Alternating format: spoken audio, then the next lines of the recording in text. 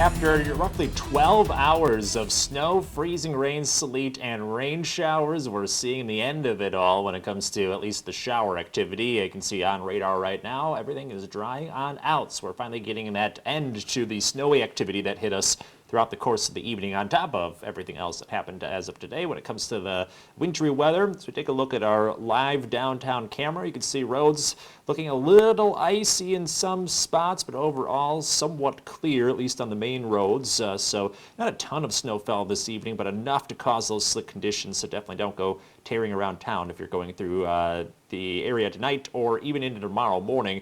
While the snow is ending, we are looking at winter weather advisories lingering until about midnight, just to kind of highlight that things may still be slick out there even though the showers are drying on out.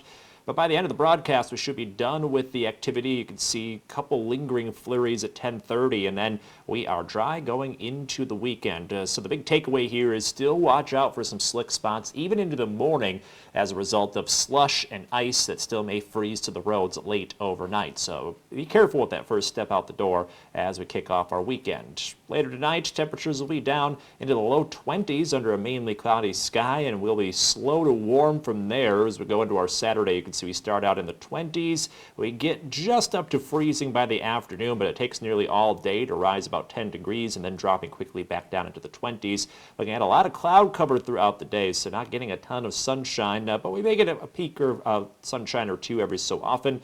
A few flurries may fall Saturday night, but little to no snow accumulation there. Then we go into the end of the weekend with slightly warmer weather and a partly cloudy sky, so expecting more sunshine to help us thaw out a little and get some of that snow and ice off of the roads.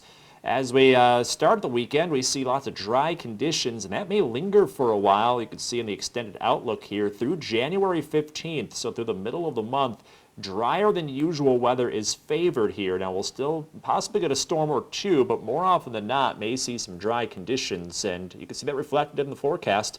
Temperature-wise, we get up into the upper 30s going into next week, and just look how quiet it is. Outside of Wednesday, there is a slight chance for some rain and snow, so we'll have to keep an eye on that going into the middle of the week, but overall, more often than not, we're seeing dry conditions.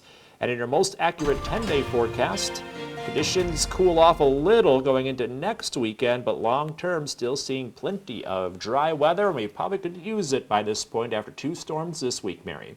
Alex, thank you.